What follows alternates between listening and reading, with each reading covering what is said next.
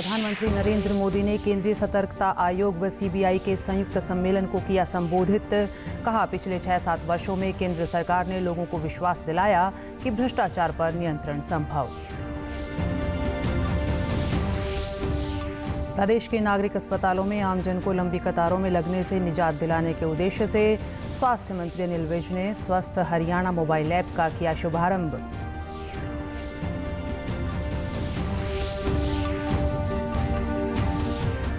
एलनाबाद उपचुनाव को लेकर हलके में राजनीतिक सरगर्मियां हुई तेज। सभी पार्टियों के दिग्गज नेता अपने उम्मीदवारों के समर्थन में कर रहे हैं चुनावी रैलियां और जनसभाएं।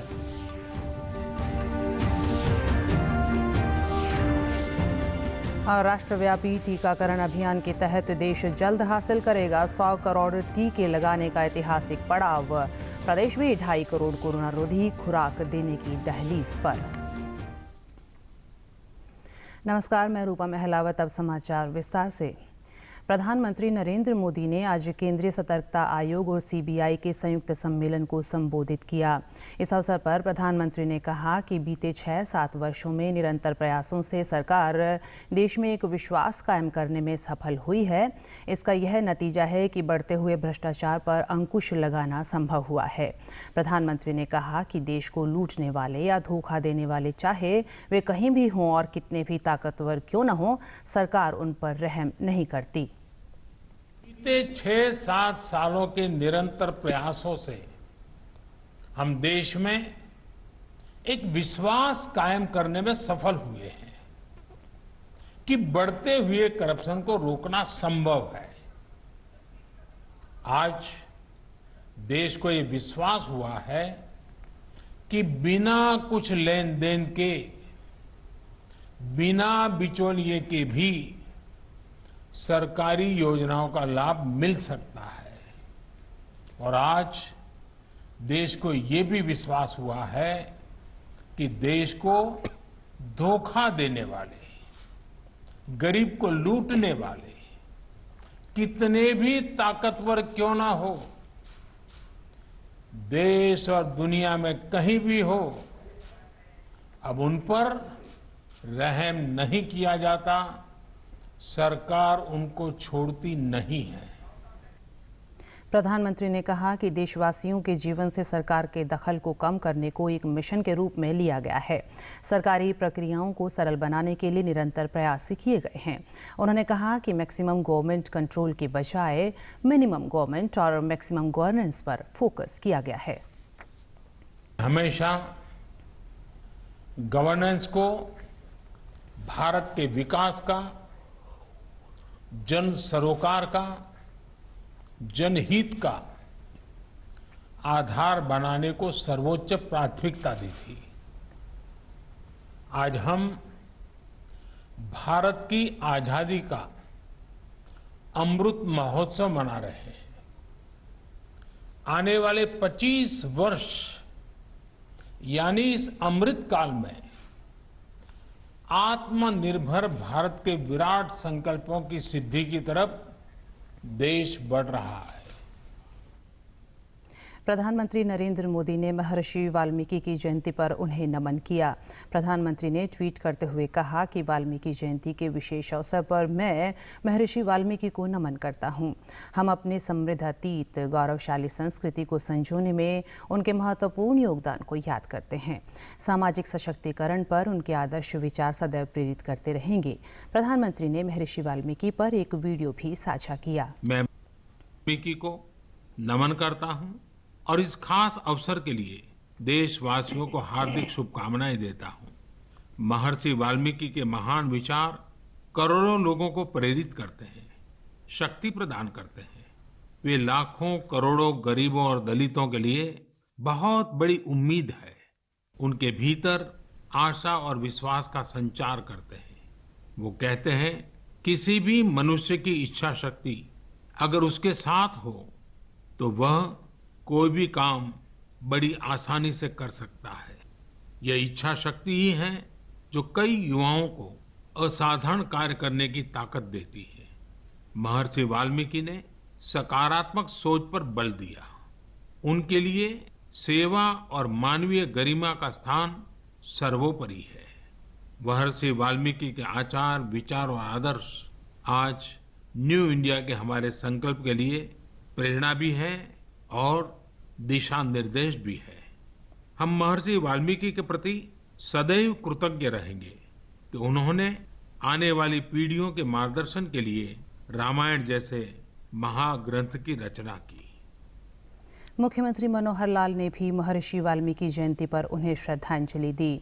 मुख्यमंत्री ने ट्वीट कर कहा कि सामाजिक समरसता और सद्भाव के प्रतीक प्रकांड विद्वान व महाकाव्य रामायण के माध्यम से समूचे विश्व को श्री राम के करुणावतार रूप का दर्शन कराने वाले आदि कवि महर्षि वाल्मीकि जी की जयंती पर समस्त देशवासियों को हार्दिक शुभकामनाएं। स्वास्थ्य मंत्री अनिल विज ने चंडीगढ़ में स्वस्थ हरियाणा मोबाइल ऐप का शुभारंभ किया। स्वास्थ्य मंत्री ने कहा कि लोगों को अस्पतालों में लंबी कतारों में लगने से निजात दिलाने के लिए स्वस्थ हरियाणा मोबाइल ऐप लॉन्च किया गया है। इस ऐप के माध्यम से मरीज प्रदेश के नागरिक अस्पतालों में अपना इलाज करवाने के लिए पंजीकरण करवा सकता है। स्वास्थ्य मंत्री ने कहा कि चिकित्सक जो टेस्ट लिखेंगे और जो भी लैब की रिपोर्ट होगी, इस ऐप के माध्यम से मरीज अपनी रिपोर्ट को घर बैठे अपने मोबाइल फोन पर देख सकेंगे। उन्होंने कहा कि मरीज की सुविधा के लिए इस ऐप में मरीज की सारी मेडिकल हिस्ट्री उपलब्ध रहेगी। स्वास्थ्य मंत्री ने बताया कि इस मोबाइल ऐप में ब्लड बैंक की जानकारी, जच्चा बच्चा देखभाल व टीकाकरण संबंधी जानकारी भी उपलब्ध रहेगी। उन्होंने बताया कि यह ऐप गूगल प्ले स्टोर पर भी उपलब्ध है। हमने स्वस्थ हरियाणा नाम से एक ऐप जारी की है, जो गूगल प्ले स्टोर पर भी उपलब्ध है। इसको अपने मोबाइल पर उतार कर कोई भी व्यक्ति, कोई भी मरीज जो हमारे किसी भी अस्पताल में जाना चाहता है, वो घर बैठे अपनी रजिस्ट्रेशन करवा सकता है। किस डॉक्टर के पास जाना है, किस स्पेशलिस्ट के पास जाना है, किसको उसने दिखाना है, उसकी रजिस्ट्रेशन घर बैठे हो जाएगी। एलनाबाद उपचुनाव को लेकर सिरसा जिले में राजनीतिक सरगर्मियां तेज हो गई है।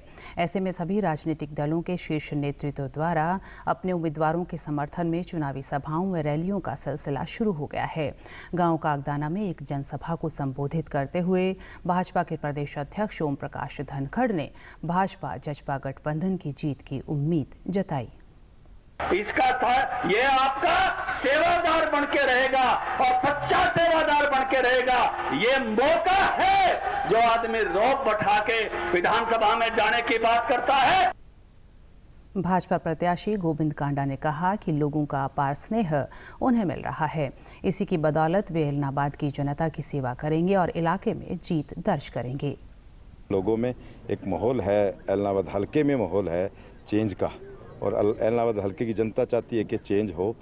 तो आने वाली 2 तारीख को बहुत बड़ा कमल खिलने जा रहा है, चेंज होगा।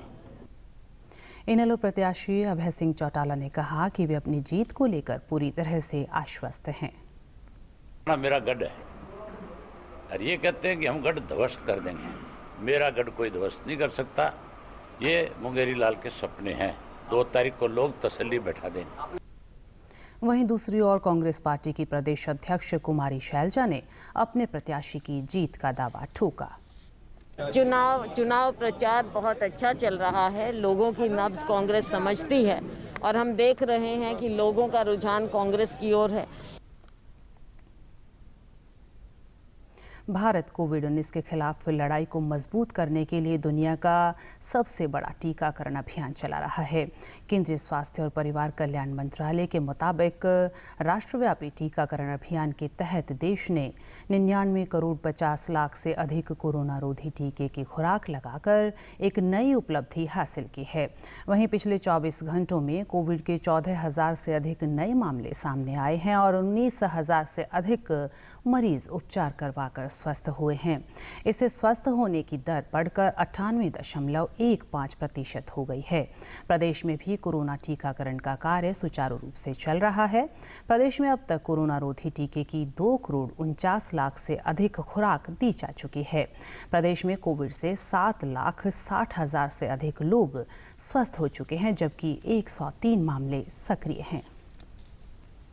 देश कोविड-19 के खिलाफ लड़ाई में 100 करोड़ लोगों के टीकाकरण का लक्ष्य हासिल करने के नज़दीक है। इसी कड़ी में पलवल जिले के नागरिक अस्पताल में टीकाकरण का कार्य सुचारू रूप से जारी है, ताकि इस लक्ष्य को पूरा किया जा सके। स्वास्थ्य विभाग की टीम टीकाकरण के कार्य में दिन रात जुटी हुई है। स्वास्थ्य कर्मियों ने बताया कि कोविड रोधी टीका लगवाने के लिए लोगों को जागरूक किया जा रहा है और जिन्होंने पहली खुराक लगवा ली है, उन्हें दूसरी खुराक लगवाने के लिए प्रेरित किया जा रहा है। जो बचे हुए आदमियों को हम टीका लगा के 100% इंडिया को प्रमोट कर सकते हैं। प्रधानमंत्री को जो उन्होंने वादा किया है वो 100% हम टीकाकरण कंप्लीट करेंगे। उसी के लिए हम छुट्टी वुट्टी कैंसिल करके हम अपनी छुट्टी वाला दिन भी हम काम कर रहे हैं। जो इंसान को जो लगा के जा रहा है वो एक दूसरे से कह रहे नहीं कुछ भी नहीं है, वैसा डर है, कोई दिक्कत नहीं है, आप जाकर लगवा लो, कुछ नहीं होता इससे। तब उसी से आधी से ज़्यादा लोग ये सुन के फिर आ रहे हैं, धीरे धीरे धीरे करके सब आके लगवाने लगी है। आगे आगे देखो ये कंप्लीट करने की टारगेट है, हम कंप्लीट करके ही दिखाएंगे। कुछ बंदे रजिस्ट्रेशन कर रहे हैं, कुछ वैक्सीन लगा रहे हैं। हम यहाँ पे लोगों को ज़्यादा से ज़्यादा जागरूक कर रहे हैं वैक्सीन लगवाने के लिए।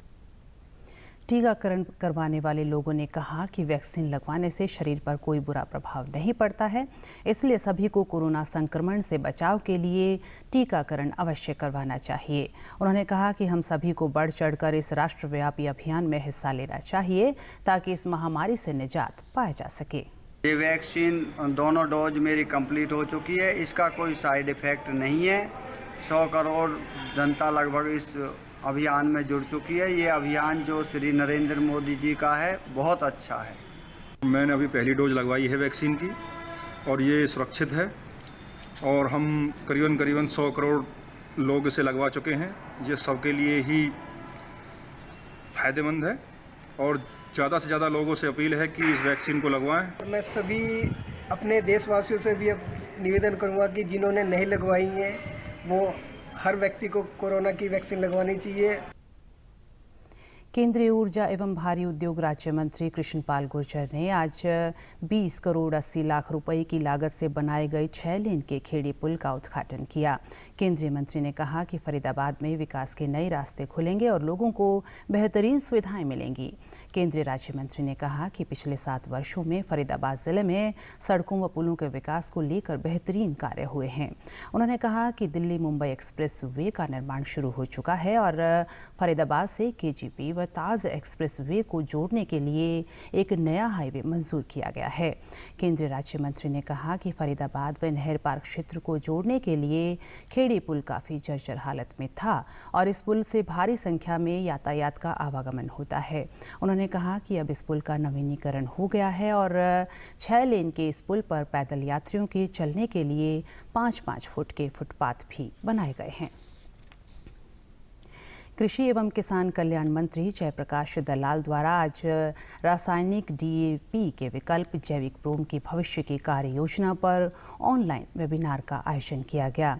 कृषि मंत्री ने कहा कि प्रदेश के किसानों को जैविक खेती अपनाने एवं गौशालाओं को स्वावलंबी बनाने की दिशा में ठोस कदम उठाए जाएंगे। उन्होंने कहा कि गौ अनुसंधान केंद्र में तैयार और डीएपी के विकल्प जैविक ब्रोम का प्रमाणीकरण किया जाएगा। इस खाद के मानक प्रमाणित होने पर प्रदेश सरकार प्रमाणिक तौर पर तैयार खाद को किसानों तक पहुंचाएगी। कृषि मंत्री ने कहा कि आने वाले समय में हमें पारंपरिक गौ आधारित खेती पर जोर देना होगा। उन्होंने कहा कि प्रदेश सरकार किसानों के हितों के लिए हर संभव कदम उठाने को कृत संकल्प है और गौशालाओं को स्वावलंबी बनाने के लिए गाय के गोबर से जैविक खाद तैयार करने और गौमूत्र के प्रासंगिक उपयोग के लिए अनुसंधान पर अधिक जोर दिया जाएगा। आज़ादी का अमृत महोत्सव के तत्वावधान में क्लीन इंडिया कार्यक्रम के तहत नेहरू युवा केंद्र के राष्ट्रीय युवा स्वयंसेवकों ने उपमंडल टोहाना के गांव साधनवास के उप स्वास्थ्य केंद्र साधनवास व आसपास के क्षेत्र में स्वच्छता अभियान चलाकर लोगों को स्वच्छता के प्रति जागरूक किया। इस दौरान स्वयंसेवकों ने बताया कि क्लीन इंडिया कार्यक्रम के तहत 31 अक्टूबर तक जिले के विभिन्न गाँवों में स्वच्छता अभियान चलाया जा रहा है। इस कार्यक्रम के अंतर्गत स्वयंसेवकों ने लोगों को संदेश दिया कि सार्वजनिक स्थानों पर कूड़ा करकट नहीं डालना चाहिए और पर्यावरण संरक्षण के लिए हमें कम से कम प्लास्टिक का उपयोग करना चाहिए। और अंत में इस बुलेटिन के मुख्य समाचार एक बार फिर। प्रधानमंत्री नरेंद्र मोदी ने केंद्रीय सतर्कता आयोग व सीबीआई के संयुक्त सम्मेलन को किया संबोधित। कहा, पिछले 6-7 वर्षों में केंद्र सरकार ने लोगों को विश्वास दिलाया कि भ्रष्टाचार पर नियंत्रण संभव।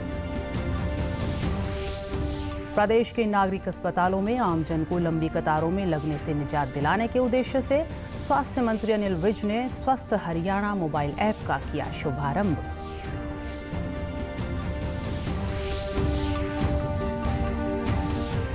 एलनाबाद उपचुनाव को लेकर हलके में राजनीतिक सरगर्मियां हुई तेज।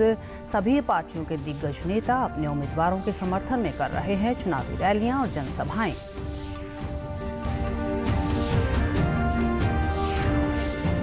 और राष्ट्रव्यापी टीकाकरण अभियान के तहत देश जल्द हासिल करेगा 100 करोड़ टीके लगाने का ऐतिहासिक पड़ाव। प्रदेश भी 2.5 करोड़ कोरोना रोधी खुराक देने की दहलीज पर। सभी दर्शकों से अपील है कि आप जब भी घर से बाहर निकलें तब मास्क जरूर पहनें, 2 गज की दूरी बनाए रखें और एक नियमित अंतराल पर अपने हाथ धोते रहें। और अगर आप पात्र हैं तो टीकाकरण अवश्य करवाएं, तभी आप कोरोना महामारी से बच सकते हैं। आज के बुलेटिन में बस इतना ही। नमस्कार।